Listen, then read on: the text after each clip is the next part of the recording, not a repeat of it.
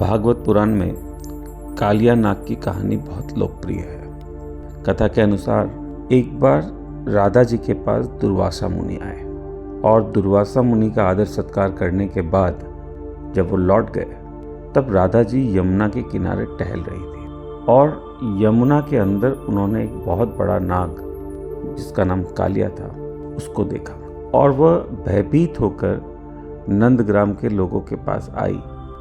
राधा जी को भयभीत देखकर श्री कृष्ण ने कालिया नाग को सबक सिखाने की सोची। श्री कृष्ण यमुना नदी में कूद पड़े और कालिया नाग की पूंछ पर उन्होंने प्रहार किया जिससे कालिया नाग तिलमिला गया। मगर तभी भागती हुई यशोदा मैया वहाँ आ गई और उन्होंने डांट डपट कर भगवान श्री कृष्ण को बाहर आ जाने के लिए कहा। श्री कृष्ण बाहर आ गए, परंतु दूसरे ही दिन उन्होंने ऐसी लीला रची जिसमें भगवान श्री कृष्ण और उनके सभी मित्र किसी गेंद से खेल रहे थे और भगवान श्री कृष्ण ने जानबूझकर ये गेंद यमुना जी में फेंक दी। गेंद लेने के बहाने भगवान श्री कृष्ण यमुना जी में कूद पड़े और वहाँ उनका द्वंद्व इस कालिया नाग से हुआ। भगवान श्री कृष्ण कालिया के सर पर चढ़ गए और नृत्य करने लग गए। भगवान का वजन इतना ज़्यादा था कि कालिया नाग के मुंह से खून निकलने लग गया और तभी कालिया की पत्नियां भगवान के सम्मुख आई और उन्होंने कालिया की जान बख्श देने की प्रार्थना की। भगवान श्री कृष्ण को उन्होंने बताया कि कालिया पहले रमणीक द्वीप में रहता था, परंतु गरुड़ जी से अपने प्राण बचाने के लिए वह वृंदावन में यमुना नदी में आकर बस गया, क्योंकि गरुड़ जी को श्राप था कि वो वृंदावन नहीं आ सकते। भगवान श्री कृष्ण ने कालिया को अभय दान दिया और कहा कि अब तुम्हारे सर पर मेरे पाँव के निशान हैं और तुम्हें गरुड़ जी अब कोई हानि नहीं पहुंचाएंगे। ऐसा कहकर भगवान श्री कृष्ण ने कहा कि तुम सीधे यहाँ से निकल जाओ और यदि तुमने मुड़कर देखा तो तुम पत्थर के हो जाओगे। और हुआ भी ऐसा ही।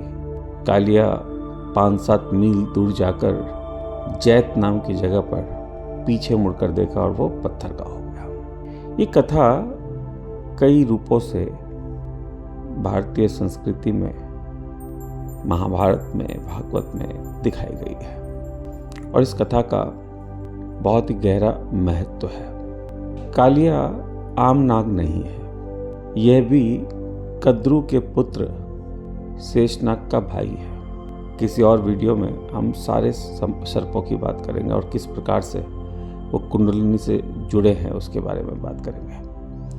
आज आप इतना समझने की कोशिश करिए कि हमारे अंदर 3 प्रकार की नाड़ी होती है। जो मुख्य नाड़ी होती है वो उसके सुषुम्ना कहते हैं। वो प्रथम चक्र से सहस्रार चक्र तक सीधी होती है।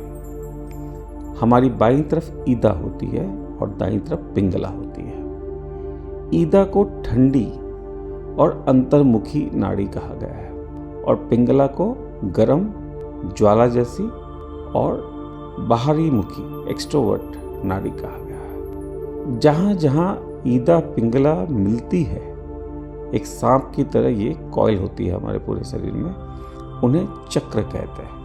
दुर्वासा जी की भी कहानी को आपको समझना पड़ेगा। दुर्वासा जी भगवान शिव का क्रोध है। एक बार भगवान शिव का झगड़ा सभी देवताओं से हो गया और उनके इस झगड़ालू व्यवहार की वजह से पार्वती जी भी परेशान हो गई। तो भगवान शिव ने अपने इस क्रोध को अत्रि मुनि की पत्नी के कोख में रख दिया और वहीं से दुर्वासा जी पैदा हुए। और दुर्वासा का मतलब है जिसके साथ ना रहा जा सके, इतना क्रोधित व्यक्ति कि जिसके साथ ना रहा जा सके। दुर्वासा मुनि का राधा जी से मिलना पिंगला नाड़ी को जागृत होने के स्वरूप है। राधा जी का किरदार बहुत महत्वपूर्ण है। रा मिश्र भाषा के सबसे बड़े देवता है। कृष्ण रा के स्वरूप है, पर रा का आधार कौन है? वो राधा जी है। तो राधा जी और दुर्वासा मुनि का मिलना और राधा जी का यमुना नदी के किनारे किनारे चलना, यह पिंगलना नाड़ी को उत्तेजित करने के बराबर है।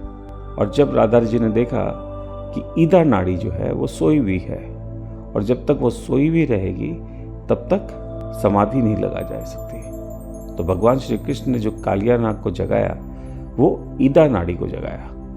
और जो कहा गया है कि वो पत्थर की बन गई, तो ये जो नाड़ियां हैं ये विकारों से भर जाती है, इनके अंदर प्राण का प्रवाह बंद हो जाता है, अवरुद्ध हो जाता है। पत्थर का बन जाना एक पॉजिटिव संकेत है कि ये नाड़ी इतनी मजबूत हो गई है कि इसके अंदर से अब प्राण का प्रवाह, वायु का प्रवाह होगा और समाधि आसानी से ली जा सकेगी। इसे थोड़ी सामान्यता से भी देखिएगा। व्यक्ति को साधना से भय लगता है और उसका कारण है कि साधना हमें ऐसे आयाम में ले जाती है जो हमारे लिए अनजान है, और अनजान आयाम में जाना भयानक होता है, लोग डर जाते हैं। ये उसी प्रकार है जैसे मृत्यु है। मृत्यु से हमें भय लगता है क्योंकि हमने मृत्यु कभी देखी नहीं है।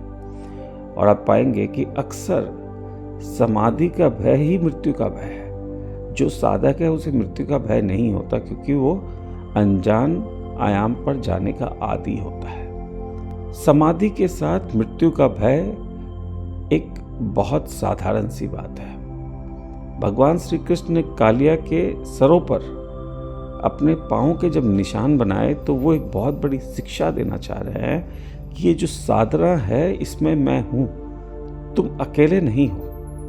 साधना अकेले की होती है, परंतु बिल्कुल अकेलापन भी एक वैक्यूम की तरह होता है, एक भयानक परिस्थिति होती है। यहाँ भगवान श्री कृष्ण ने अपने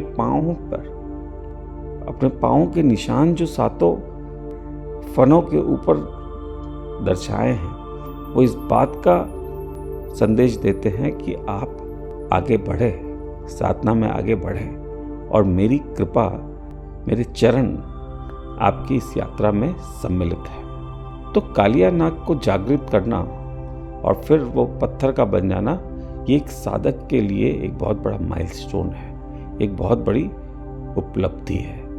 राधा जी का यमुना के किनारे टहलना बिल्कुल उसी प्रकार है जैसे पिंगलना नाड़ी उत्तेजित हो गई है और उसने ईदा नाड़ी को सोता हुआ पाया, और विवेक रूपी कृष्ण ने इस ईदा नाड़ी को जगाकर साधना के अंदर आने वाले अवरुद्ध को, इस जहर को और इस मृत्यु के भय को खत्म कर दिया। आप ये भी पाएंगे कि जब कृष्ण भगवान कालिया नाग के ऊपर प्रहार करने के लिए यमुना जी में कूदे थे, तब यशोदा मैया ने डांट डपट कर कृष्ण को बाहर निकाल लिया था। यानी भक्ति मार्ग वाले लोग, भक्ति के अंदर रहने वाले लोग अक्सर समाधि का विरोध करते हैं। वो हमें डांट डपट कर इस रास्ते से निकल जाने के लिए कहते हैं, और ये भावना समाधि के मार्ग से हमें विचलित भी करती है। आज के लिए इतना ही।